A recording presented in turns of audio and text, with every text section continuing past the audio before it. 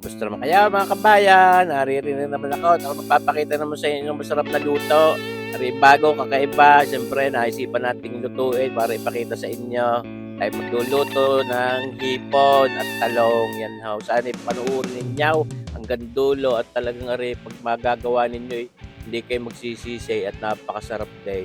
At tayo papainit na niyang ating anong iyan, non-stick wok pa na yan at itong ating mga pinagbalatan ng hipong ng mga pinag-uluhan ating gagawing kukuha tayo ng broth diyan, shrimp broth, yan ho. Atin munang para sinasangkot siya ng karikit diyan sa mainit na mantika. At yan pakakatasin natin diyan. Ilalagay din tayo diyan pang sabaw natin. Yan yung napapanuor. Ito namang hipoy kahit anong luto'y napakasarap kahit simpleng pasingawan nyo laang. Panalo mga kabayan. Ngayon nga naisipan ko ay pagluto ng papagarne. Gutom na daw yung aking bunso ko noon na si Kabayan Prite. Di aray ating ipinaka ng papagarne at binalatan nga yung mga hipon. Tapos ay ating pinakakatas na papagayat na makuha natin yung flavor. Siyempre sayang din yan huwag natin basta itatapon. Yan may aking hinauhawan ng karikek. At ito ating gagawing sabaw diyan, Coca-Cola. Yan ho, mga kabayan. Lang ko lang dun sa isang bote ang ating nailagay diyan natira. Pinalagok na natin kay Kabayan Prite. Yan ho. At pinakasabaw na yan. Maya-maya. Pag hindi sumarap yan. Ay baga ho. Yan ho. Ating tinanguna at kayo patitigisin natin at ating sasay din ang katas na yan. Pinirat-pirat na rin natin yan kanina. Ngayon, ay di ating pipiratin din pa rin para masave natin yung katas na yan. Pinaka shrimp broth na yan. Kita nyo bagayaan. Talagang flavorful. Ngayon, mag-umpisa na tayo magluto ng mismong ating gagawing luto. Yung ating hipon at talaw. Kaya pinainit ulit natin yung isang upang non-stick wok pa na yan. Medyo gastado ng karikait pero ayos pa rin naman. Madulas pa din. Pinantikaan natin. Siyempre tayo magsasangkot siya muna diyan ng bawang. Siyempre naman. Ating giniling na. At siyempre, parang hindi na tayo mahirapang mag-gayat-gayat niya. Pahirapan na sarili. Di ba gahaw? Parang pwede na. Di na kaya titulaw. Bayog naman. Bawang pala ang iya. Sayang pag kahalpos natin ng ating mga ulot balat ng hipaw.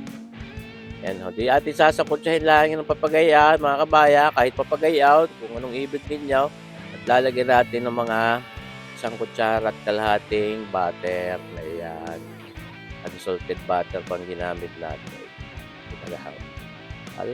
Talaga namang ayos na ayos iyan. Pag hindi yan sumarap. At ito, yung ating dalawang pirasong talong, ating ginat-get ng papagayaan. Medyo pa wedge na kaunti. Kaya parang elliptical ang shape niya. Ayan. Talagang sinabi pa kung anong shape. Elliptical, hindi ho yan bilog. Hindi yan circle. Atin lang palalambutin yan diyan. At mas maganda, mas malambot yung ating talong na yan. Para hindi nalangit-ngit siyang ipin. Di ba mga kabayan? Tayo yung nag-iisip ng mga luto na pwedeng ipakita sa inyo. Hindi yung tayo titigil na lamang sa pag-iisip. Siyempre, nag-create tayo ng mga bagong recipe na pwede ninyong mapanuor at pwede ninyong magaya, maluto. Ay di ayos. Yan natin lalagyan ng Lagyan nga pala natin yung paminta ngayon. Itong pampaalat natin yung ating extra virgin anchovy extract na yun. Mga kabayan, hindi natin yung masyadong pakakaalata. Dahil yung hipon natin may asin na rin paminta yun. Kaya hindi pwede mawala itong ating siyempre, pampalinamnam natin yung oyster sauce na yan, mga kabayan. Mga isang kutsara at kalahati din ating nilagay para may linamnam. Kaya hindi na tayo magpitsindi yan. Mga kabayan, ako naglalaway. Ano ba yun? Sabi sa kaway, kahit nga yung talong lang na papagay, pwede na Di ba gahaw? Parang may eggplant in oyster sauce, garlic and oyster sauce. Di ba ga? Siyempre. Pwede yan. Di ba ga? Bakit hindi? Ngayon ating palalagyan ng karikit na paasim yan na tomato paste para mas maganda rin ang kulay. Pamuya-muya ng karikit ang magiging sabaw natin, magiging sarsa. Naman hindi natin sasabaw ng napakarami. Siyempre, halos ano lang, panghahaplas lang sa kanin, yung lahor o yung sarsa natin, diyan. Ayan. Masasabi ko nga yung ating talong, mas maganda pagka medyo malambot-lambot yan. Para pagka kinagat ninyo, hindi natunog. Kasi pagka makunat-kunat pa yung balat ng talong inalangikit. Yan, sinahog na natin ating hipon. Tulad nga sinabi ko, yan ay may asin at paminta. Yan. Pero hindi namang masyado. Sapat laang. Yan yung nakikitang.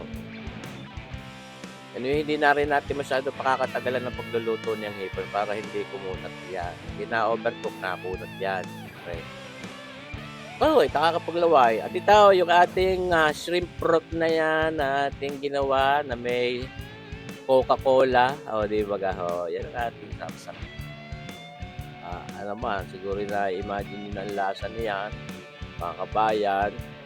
Pero siyempre, gusto ko din yan medyo manamis-namis at tayo nagpapakuha pa ng sili at gusto ko may hanghang din karikit iyan, mga kabayan, para talagang kompletos, recados na yan at kompleto na ang lasa.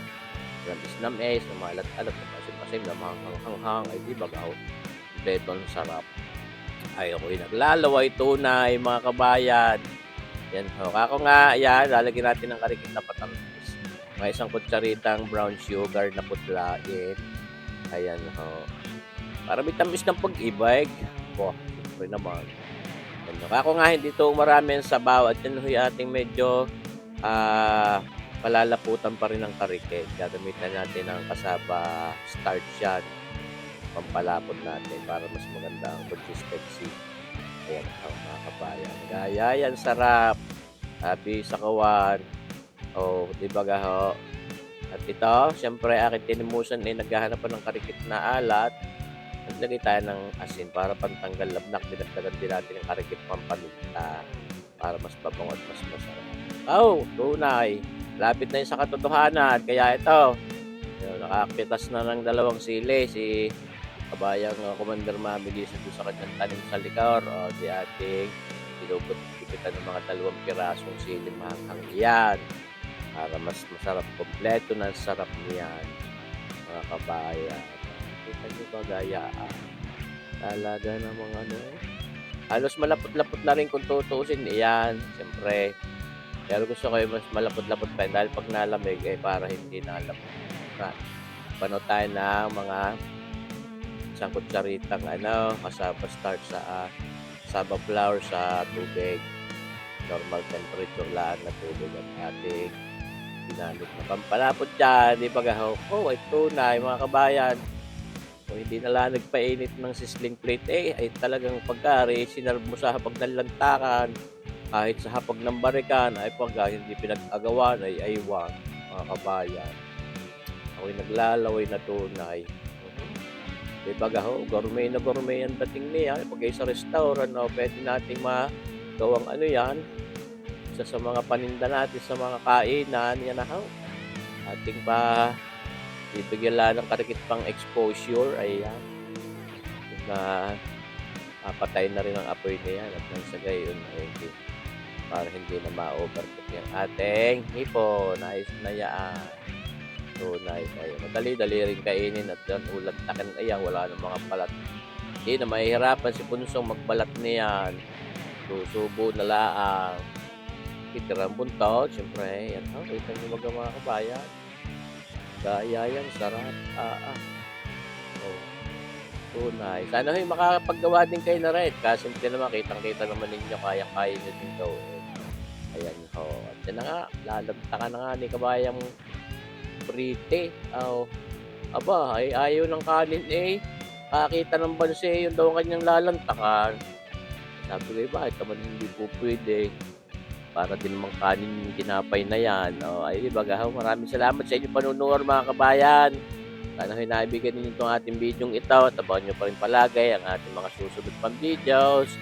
Buhay po tayong lahat. God bless. Kawin. Saya.